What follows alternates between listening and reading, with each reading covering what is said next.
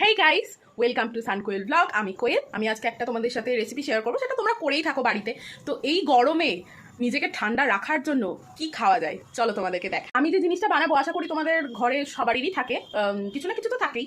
দেখো গাইস, আমি এখানে ডেয়ারি মিল্ক নিয়ে নিয়েছি। আমার একটা চকলেট একবারেই গলে গেছিলো, আর একটা একটু টাইট ছিল, তো ওটা এখানে অল্প একটু দিয়েছি আর একটুখানি আমি রেখে দিয়েছি। এটা আমি গ্রেট করে দেবো।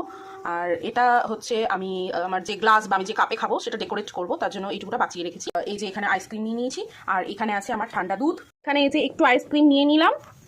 এবার আমি দুধ দিয়ে দিচ্ছি। 1 হাতা দিলাম, 2 হাতা দিলাম, 4 হাতা দিলাম, আর একটুখানি দিলাম।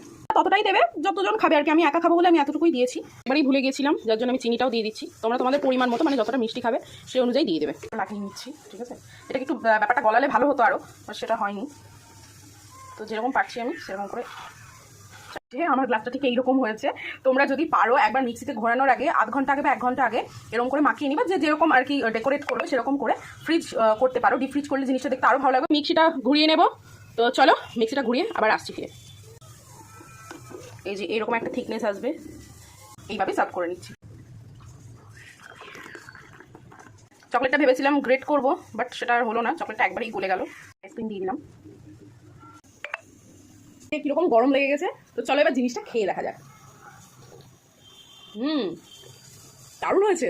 তোমাদের এই সহজ পদ্ধতিতে রেসিপিটা যদি ভালো লেগে থাকে তাহলে like, comment, share and subscribe করতে ভুলে যেও না। টাটা, আবার পরের দিন দেখা হবে।